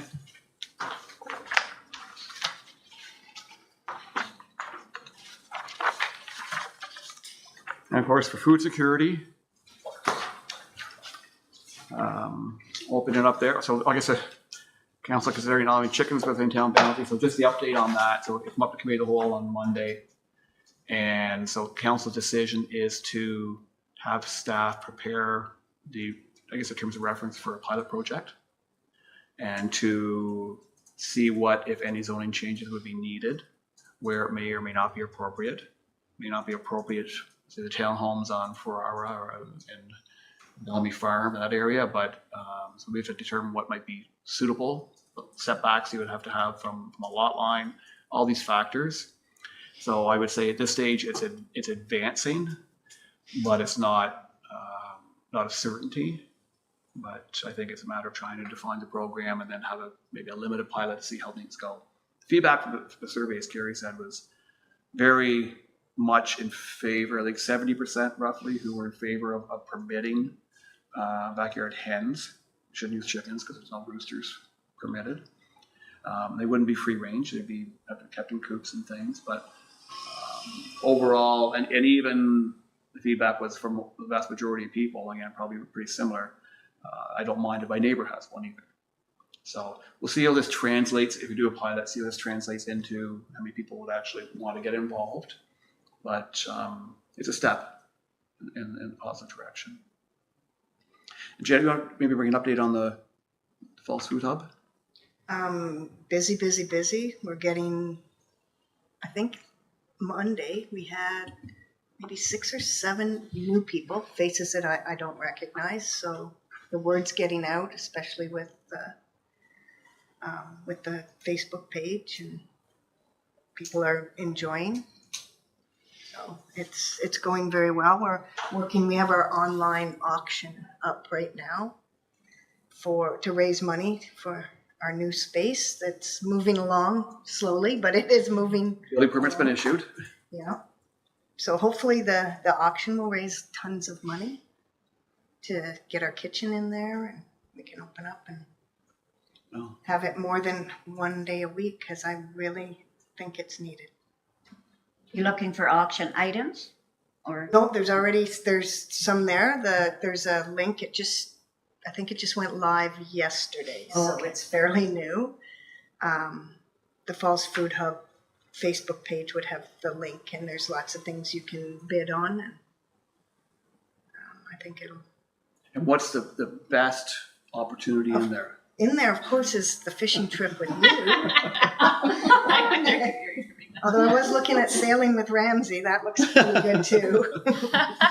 There's a lunch thrown in with the fishing I don't trip. know if he offers lunch, that but helps. there are lots of. There's a boat trip on Audie Lake. There's, I think there's a spa sort of package. There's an overnight package. So yeah, go online and check it out. There's some really To adjourn. Yeah. there's some good things. So if you do see it, get it out there. We want as many people to see it as possible. See more children, youth at the. Not as many as you would expect with the schools out. I think there's some camps around, some free ones that parents are able to send their kids to that offer the meals. So that's a good option. Yesterday, I think Monday we had maybe 10 kids. Okay. So, but they're the usual ones that we see there. So But overall numbers are up too. numbers are going up. Yeah. I think Ashley described it as a pan scraper. Because you're Yeah, we are actually, because a lot of times it's like, because there's always some left for the volunteers to take home because they worked all day. And sometimes it's like, here, take 2. We have a little extra, but it's like, I don't even know if we have enough for the volunteers now. Because, yeah, we're like, you only get 1 salad, we're done. So it's actually, it's good, but it's not. Some people are coming now for social, which is good as well. Because that's what it's there, right? Not just for people that need, but for those that also just want a little social evening or afternoon. So it's good. I think, as you said, the programming will be based on the donations, on the fundraising. And the more money that comes in, the more meals it can provide, more potential drop-in opportunities, the more other additional programming would be available. So Yeah, I'm very excited to see the new place up and running with programs, and maybe 3 lunches a week would be amazing. We're getting drop-ins, like 2 we're bringing in, like On Track we had in once. And so we had them all in at once for, that they could come and see what's out there. And it was just too much. It was too busy. It was interrupting social hour. It was too busy. So now we're bringing these people back to set a table up in the corner. Like we had them there for the dental program, and we signed up people they signed them up right on the spot to help them get into that dental program. So that was easy. It was one place to go. They sit, they've got a private place and then we'll slowly start bringing in different places. So maybe, yeah. of course, everyone is welcome to attend. So it's a happening place every Monday. It is. Lunch will serve at 12. Yeah. If you want to walk around and meet people, it's 11 to 12 is the best time, and then it's quiet at 12 because that's when we serve. And it's only on Mondays, or is it Right now, yeah, only Mondays? just Mondays. I wish we could do it more, but space, funding. And that's 11 to. We serve at 12, so usually 11. We'll go 11 to 1. But 11 to 12 is coffee and juice and social, and people are walking around, and there's a little table at the back that people are bringing their clothing, and they're picking up new, dropping off. So it's like a clothing swap between themselves, and sometimes you Very- drop off some things, and It's very popular. very popular, yeah. Walk in with a bag of clothes, you'll have people getting up from their plates to come over to see what's What's there. going to be on the table, and And it's seasonal's appropriate. So if people have stuff they want to donate, just Yeah. I'm sure it's I mean, appropriate. we don't advertise it, but they know, and it's just clothing, right? We've had other things, and it's too much because it kind of leaves the church to get rid of it at the end of the meal. So just clothing, we bag it all up, and they take it Shoes. away to the Salvation. Yeah, and shoes. They take it away to the Salvation Army, so it gets redonated after it's donated. So it's a nice little program. Anything else in food security? That's not, you don't advertise that, it's just, They just sort of know amongst themselves, kind of, and lots of the people have stuff. Yeah. yeah. But I understand that then you have to, Yeah. Then it becomes too much. If we had somebody that was dropping off 1 or 2 bags a week, and then when they bring, the diners bring their own clothing, and then it's like 4 bags are going out at the end, and it's a lot for the one person that takes care of it at the end. So In terms of food security and kind of focusing from a youth perspective, my role is in Big Brothers Big Sisters, and I help support the youth center sometimes. During the school year, the youth center was averaging about 35 to 45 youth a night, and that was a dinner that youth ate. So far this summer, it's been averaging about 20 to 25 youth, so still a high population, and we're serving a lunch there. A consensus within the youth that are attending programs and that we hear from DJ and Chimo is that food security is a really big concern in our community, specifically with youth. I know the schools are offering some food programs, but now that school is not in session, it's a little more scarce within our community members. So when looking at our pillars, I think food security is, all of them are very, very important. I think food security, though, in terms of youth, is a priority. So, how do we bridge the gap? How do we help fill the need? That's a good question. Offering food programs or letting youth know where food programs are. I think there's an information gap where not every youth knows where programs are. So or sharing they that. can walk in on a So- Monday. Yes. Just walk in. It's not. Yeah. There's nothing scary about it. So part of it is the youth are on our Facebook. Yes. So we need TikTok. who's going to do some TikTok? That's all people. Yeah. Hey, Janet. No, I'm not a TikTok person. Ellie, you want to do some TikTok videos of? Can we advertise it? mastered to TikTok yet. Yes, yes, for sure. Maybe that we can get a false. But food I do have a little plug. Yeah, go ahead, Ellie. I have a little plug around food and youth. Yeah. So Cornerstone Landing, we were approached by the table. The table runs a good food box in Perth. I think the Smith Falls Alliance run one in Smith Falls, and so Cornerstone was approached to run one in Carleton Place. So we are. It's a little bit out of our scope, but what we're doing is we're also taking donations. So we're taking donations for it and providing vulnerable youth in our community with good food boxes at free cost, no cost to them. So with that being said, share our Facebook posts and all the things. And if you have any youth, I know there's a couple youth at Big Brothers Big Sisters that are already connected with us and are already like, yes, we want a good food box. So those good food boxes will be going out to youth all throughout Lanark County, but is based on donations. So I'm not giving out 100 free food boxes yet, but share, donate, and that's something that we're working on to do that. A little bit of that prevention piece for families, and then also supporting youth who are experiencing or at risk of experiencing homelessness and just trying to help get rid of the food costs so they can put it towards their rent. So that's a new program we are running. Close it so that the kids coming for lunch is down a bit during the summer from where you were for your dinners, I guess, Yeah. during the rest of the year.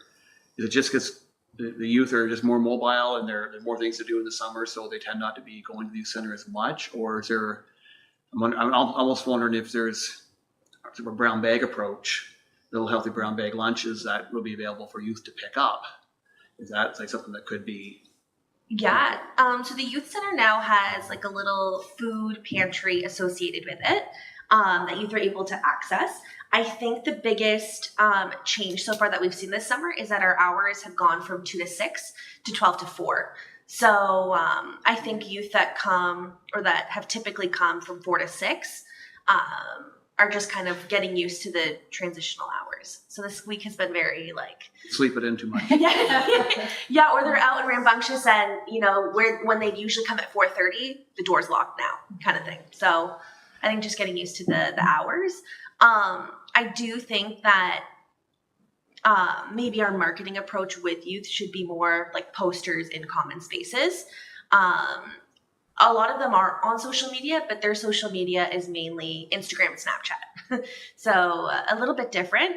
But I think come September, posters in classrooms or giving it to school staff might be a good approach, or a community board at the youth center.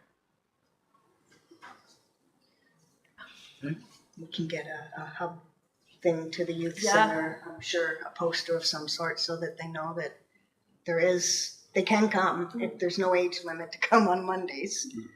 And a box lunch or bag lunch, I think, is maybe a good program. They just come, they get it, they go. Like during COVID, and then maybe that's all they want. Maybe they don't want to let their parents know they're hungry. Maybe they don't. There could be lots of things behind it. I don't know is there any funding programs out there that could help support that type of program? If there was like a brown bag program, if it was. Maybe if there's a church on board, because a lot, like Salvation Army closes during the summer, and mostly it's because of staffing. So maybe if the youth center had the staffing to put them together, maybe some of the churches would be willing to shift their funds. They just don't have the staff, so a lot of them close their bag lunches in the summer. Well, even the youth at the youth center. Now the youth, maybe you have some youth They're that involved. want to help put it together. Yeah. So I don't know if there's, is there a group here that wants to maybe do a little bit of outreach to maybe the faith community, the service clubs, and to see if there's a method of lining up some funding that could pay for maybe a weekly brown bag lunch or twice a week, whatever, depending on the level of funding, maybe through the balance of summer. Because once they go back to school, we know that the school meal programs, the snack programs are helping, making a difference, but maybe it's a matter of trying to fill the gap, at least for the summer months to start with.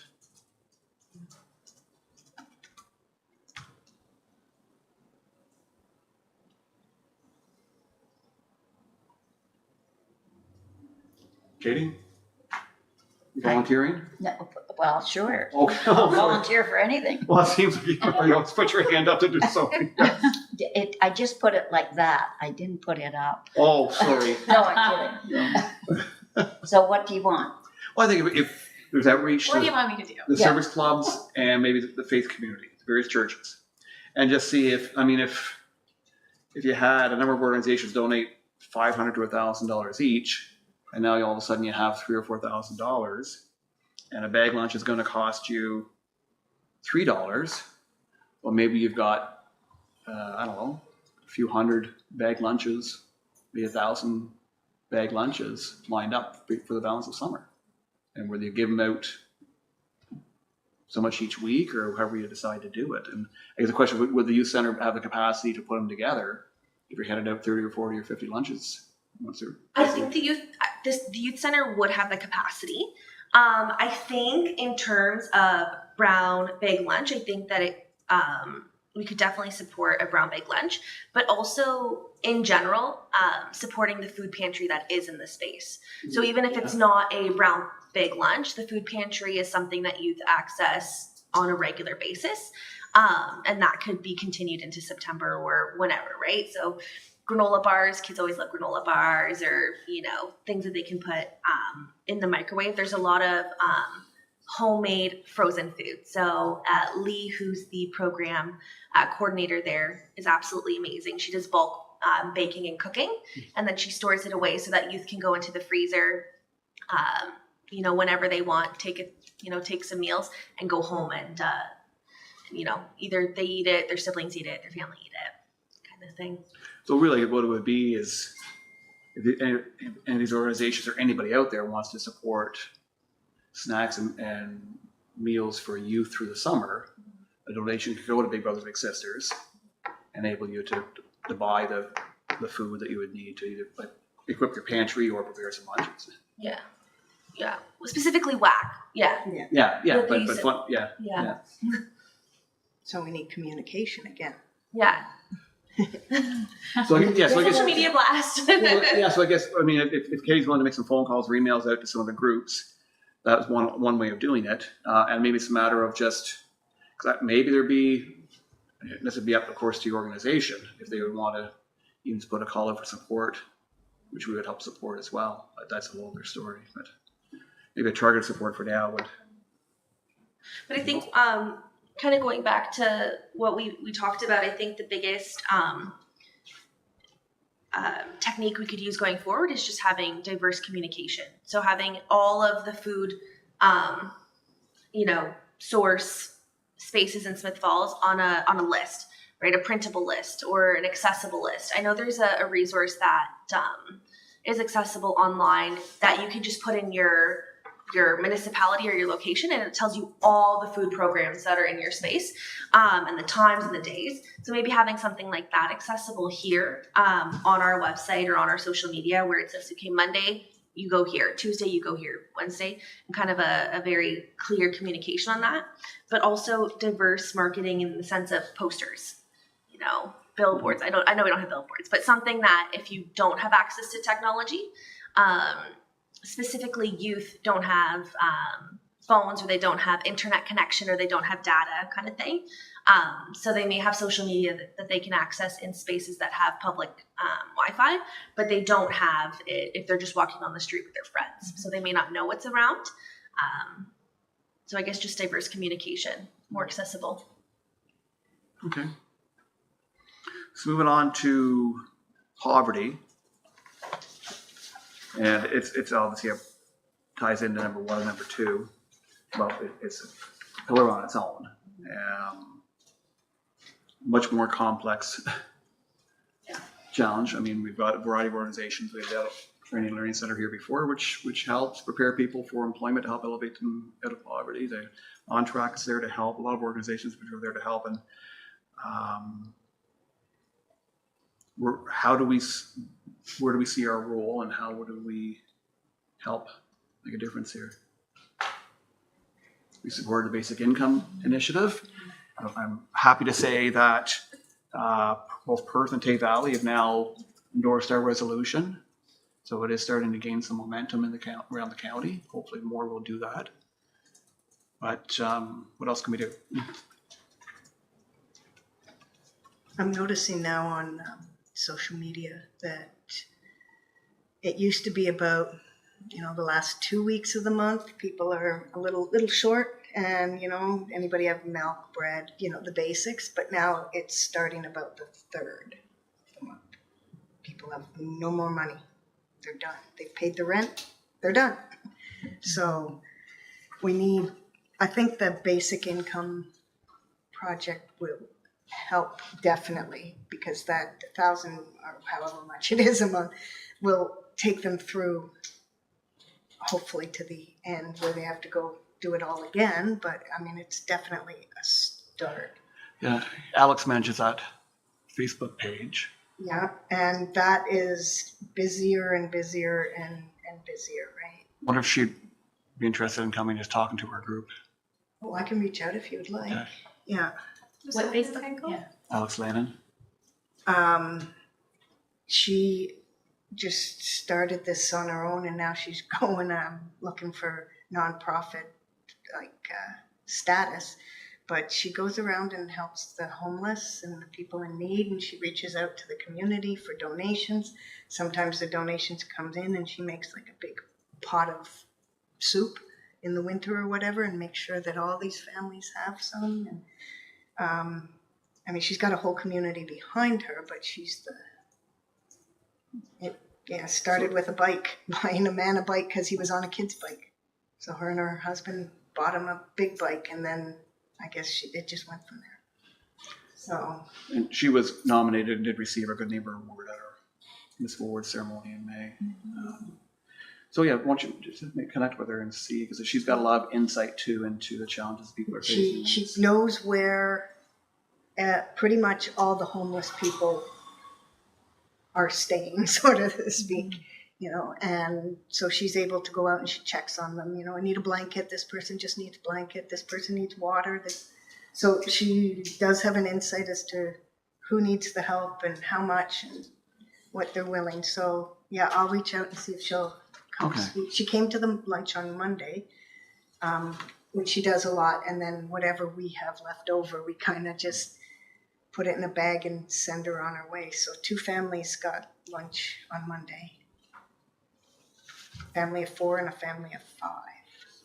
So yeah, it's good work that she does. So yeah, I'll bring her in, see if she'll be willing to do it first, and then I'll connect with you and we can find an agenda or a month to bring her in. So I guess on the poverty front, you know, I mean, road down transportation issues, that's obviously a huge barrier as well. And Big barrier. They said there's a not-for-profit group which is doing this county-wide transportation study, and we've contributed to it. The county contributed to it. They got a federal grant, so that hopefully will lead to something. But it's not an immediate fix. But you know, it is a barrier for a lot of people in many ways. So from poverty, I guess maybe just continue to keep it on our radar. And what more can we do? We know it's deep and it's broad, and obviously very impactful. And so moving on to our last one, inclusivity. And we're coming off Pride Month, which is great. A great Pride celebration on the 29th. It was unfortunately not quite as damp as it was yesterday, but it was a pretty rainy day. They were very well attended, very well organized, very, very well received. I also, that's the month I tend to hear more negative feedback from members of the community. Like, why do we have a crosswalk? Why do we have a Pride celebration? All these factors. I walked into Victoria Park on, it was Monday morning or Tuesday morning, and I saw a guy at the playground. He said, "Oh, you're the mayor." And I said, "Yeah." And I said, "You and the kids are enjoying the play structure." Whatever. He says, "You know what you need to do? You need to stop with this LGBTQ stuff." I'm like, and my 14-year-old daughter was with me, so I said a couple of polite things, not blunt, but I guess not as maybe as blunt as it would have been if she'd not been there.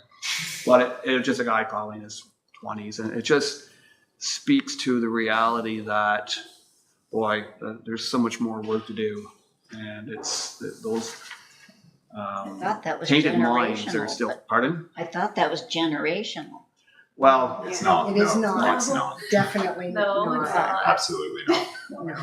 so it's sad. It's sad. It really is, and it's horribly unfortunate, but it's reality, and that's just an example of what little things that I've experienced. Sometimes people just don't know. Like, people were very upset that the town paid for Pride event but did not pay for the powwow. So they don't understand different funding pools, different people do their own fundraising. You know, they think that the town council just gave Pride every penny that they needed to run the event. So I think it's a lot of misinformation. You know, they really, yes, they wanted the powwow, but no, it wasn't because the town paid for Pride or painted a sidewalk or whatever. So, again, the communication. Negativity. Another pillar in there Yeah. for communication. Because of the other pillars with poverty and food security and housing, like there's a lot of sense of scarcity. And what that does is it enrages a lot of people when they see stuff getting funded, and they don't understand that the pink bench was just a bench that we had anyway. It barely cost us anything.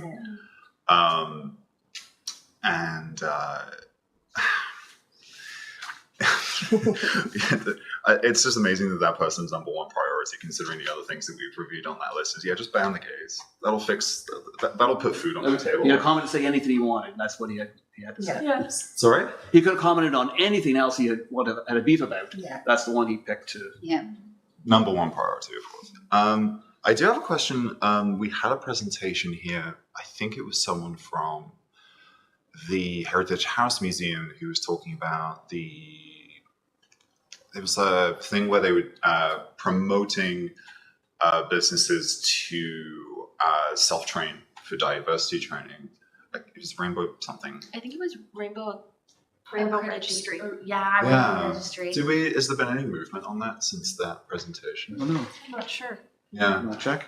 And similarly, there was a line item that kept getting like delayed around internal training for municipality staff. Is that something that it was? I keep forgetting. Is that something that we already addressed, or is Well, that? I know our HR department is working on that. Okay, fantastic. So that is something that. Yeah. And I'm also thinking with certain things like the food hub, and even like On Track and stuff. Like if there is interest for their volunteers to receive diversity training, just so that like, because I always worry that like when you get people together like that like are the staff themselves prepared for like if a fight breaks out over some homophobic comments, what do you do? Because I remember with some of this planning around the Pride event, just a group of volunteers like, okay, but like what about security in case someone starts something? Because with stuff like inclusivity training, yes, it's nice to respect people's pronouns, but it's also like because this sometimes is something that sets people off. It's like as a member of staff who is like responsible for the safety and the welfare of the people attending your event, like what do you do? How do you respond to be like, I saw someone in the bathroom who shouldn't be there? Is there a way that we can support and encourage like or provide training to groups that are not necessarily businesses in town but are these volunteer groups? It could be something that I could potentially look into.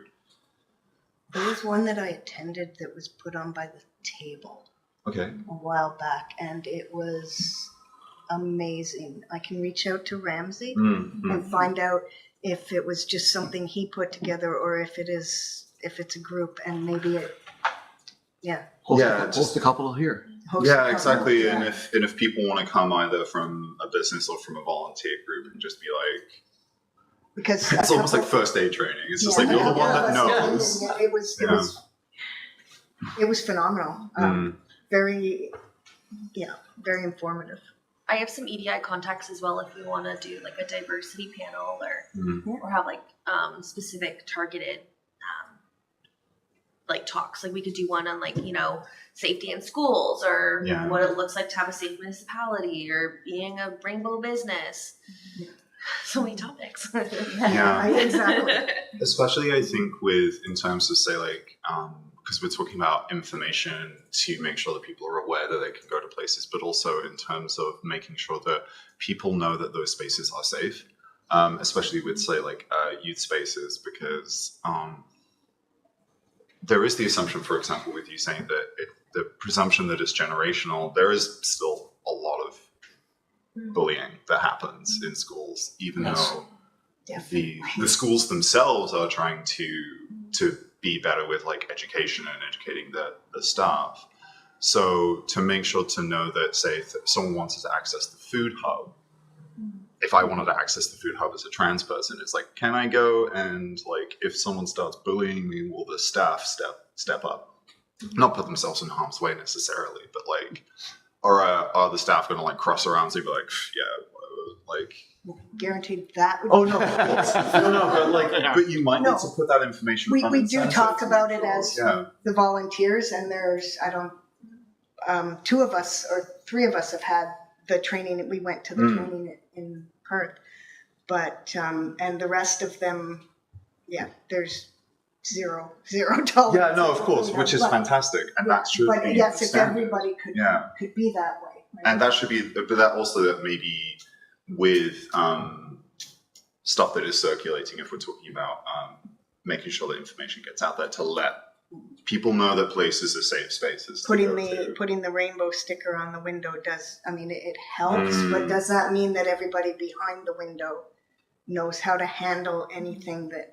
Yeah, because that says so much. That only says something, which obviously it's a good step. But yeah, I feel like in terms of what we can do maybe for this pillar, Another workshop of some sort that maybe, or like regular ones, to just be like, if you work for a public facing business or if you're a volunteer and you want to know, then you can attend an we event. can't that's every force 6 months companies, or- but can No. we challenge them to Well, attend? I think there's probably a lot out there who would like to go through the training but don't know where to get it. And Right? so So maybe if we start at council, then they'll see, okay, well, council's had this briefing or this workshop, and the committee has had this workshop, so maybe we should have it too, type thing. What if So, we did like a lead little, by example type thing. like what if we did physical workshops, but what if we had like education minute where every so often, maybe every Friday or every last Friday of the month, we had like a little video that was on educating on a certain thing. So it could be like, hey, did you know that like your words have great impact, and then talk about the impact of words. Like almost like those heritage moments. Yeah. But like, bullying. yes. Here's an education, or like, housing, just something on, something small, digestible that, is not going Definitely fully will in have to depth. be, small. But that kind of gets people thinking and then going, okay, maybe I've watched a couple of these minutes. I know the town's putting on an EDI event, in October. I'm going to go because this, has got me thinking about my own views a little bit more. I like that. Yeah. You could build that through all of our pillars, having just little sound bites about Yeah. And then when workshops or seminars or whatever show up, then it'd be like, I should attend that. It's free. I can go. So That's a really good point, and I think we should maybe spend some part of our next meeting just trying to hash it a little bit further and how we would do it, because video is easy, it's effective, but how, I guess, would it make sense to have members of our community doing it? Do we have a spokesperson doing it? So how would we end up doing that? So I think it's a great point. The health unit have a role? Oh, I feel like, yeah, like depending on how this looks, I definitely think we can have a role, because all of this messaging is messaging that we're trying to get out as well. So I definitely see a link there, even with the youth and the EDI and safe spaces. Like there's a lot of messaging that I feel like we can co-create. so much different social media. It's really hard to know. Like some maybe only Instagram. So anything that's put out in other places, none at all.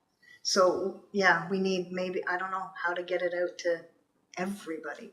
Maybe Skywrite, we maybe. have our own Facebook We need a page. billboard. Yeah, we do. Smith Falls for all. Times Square. Yeah. I suppose. Yes. Carrie, what would the protocols would be if this group had its own Facebook page? I don't off the top of my head. I'd have to ask Julia. I don't know if it would be, I don't know if it would be apart from the town or if it would have to be like a committee page on the town's website, but I can certainly follow up. Or essentially, because if we look at all the things we speak for. Okay, we can check on that.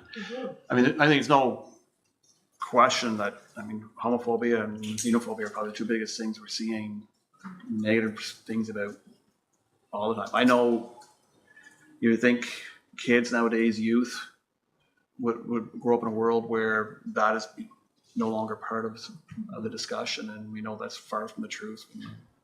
In some ways, it's worse. Yeah, It in really the high is. school. Yeah, I'm pretty sure the guy who heckled me while I was crossing the street from Tim Hortons was younger than me. So I'm like, Yeah. all Well, right. I mean, I know it's a reality in the high schools. Yeah, It is. no, very much so. Yeah, Yeah. it's almost the other side of the coin that with schools being more encouraging for people to be more out and express themselves, it makes you more of a target. This is why people were in the closet. It's not because they didn't think that they were gay or trans. It's just that being the safe visible, space. being visible is vulnerable. That is why the closet is necessary for a lot of people.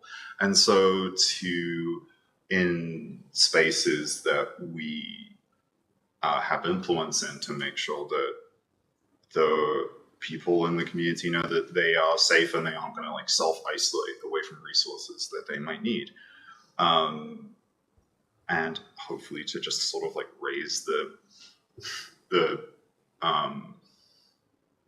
baseline level acceptance that I think it was something that you said at the Crosswalk unveiling last year, where you said it was approximately like 10% or something of the community.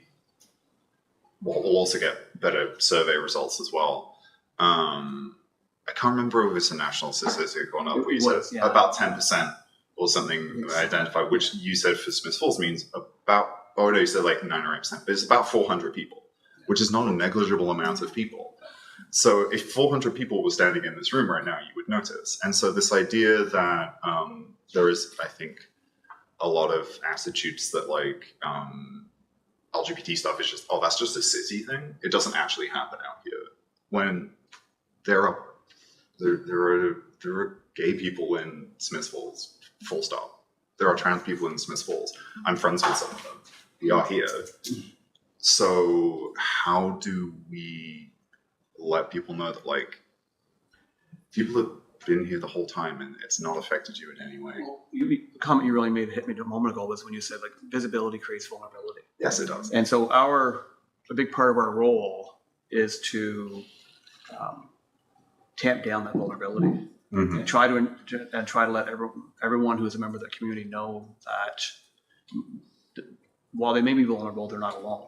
Yeah. And that we are here to support and help. And that's not just us, that is the entire community in many ways. But how do we overcome some of that fear and that vulnerability? So The hate's not going to go away. No. But- sadly, it's probably going to get worse based on what happens in the U.S. So those that are not on that side need to come together to support and to be a safe place for, you think the one little vulnerable person and then the community hovering over them. That's what you need. You need, need more of those that are accepting and understanding to be out. That they're accepting and understanding, I think is the best way to put it. And I think we have a big role as a municipality to take that stand and to not tolerate any forms of discrimination, racism, and prejudice. And to let, I guess the purpose of this committee, let everyone know that Smiths Falls is a place for everybody. So those sound bites and those little videos and things that we can do probably really help reinforce that message. And then they'll see if we put them out, people will comment. We'll get the good comments. Yeah. Like I said, during Pride, for the whole Pride month, I posted a nice Pride meme every single day. And I only got a few hates. And oddly enough, it was when I put up the explanation of the Pride flag. But I know, but still, I didn't get as many hates as I thought I would, but I did it anyways for the whole month. And I think putting out these sound bites is like, yeah, they're in your community. They're not going away. Yeah. In fact, they're probably standing right next to you right now. And even then, like the garlic bread post, there was an event. It was fun. And like I always look through comments. And I didn't find a lot of negativity on those posts. And nobody came to Gays Eating Garlic in the Park and harassed us. We sat there for an hour and almost 2 hours and ate garlic bread. I'm so happy that happened. And we just... I couldn't go either, and I was so sad. Oh, there was one family that they set up a little tent and they brought like the garlic garlic spread, garlic butter, garlic, everything. And somebody was flying a flag and somebody laid out a picnic. And we just sat there and talked about the weather, that was it. It was just people in the community got together eat garlic bread. Could you please organize another one? How did garlic bread become part? Like I'm just. I don't know. Okay, there's no explanation. Okay, It and needed a theme, I guess. in a way, it doesn't matter, and Yeah, it doesn't. Well, like that makes it even How fun would more. it be to do cereal in the park? Everybody bring a different cereal, and you know. I think it may have originated in a different community. Yes, and the I believe context that's where it did. was those who are asexual would rather eat garlic bread than like be in a relationship or be like in a romantic like space. I think that's where it originated. I don't know for sure, but I think that was the context of like, you know, we're just here to be in a community and like, you know, build each other up. Yeah. Yeah, and if you know, come because you like garlic bread. So that was the community coming together, and there was no hate. So that was Good. too. So Okay, so we're 11 o'clock. We'll wrap things up. When it comes to the landlord tenant workshop, I'll be speaking with Linda Trander today. I'll talk about that and check with her. We're hosting that. We know that there's a lot of work to do to help inform people that they have rights. So is that for motion for adjournment? Moved by Katie, second by Ally, all in favor. Okay, we're adjourned. Thank you, everyone.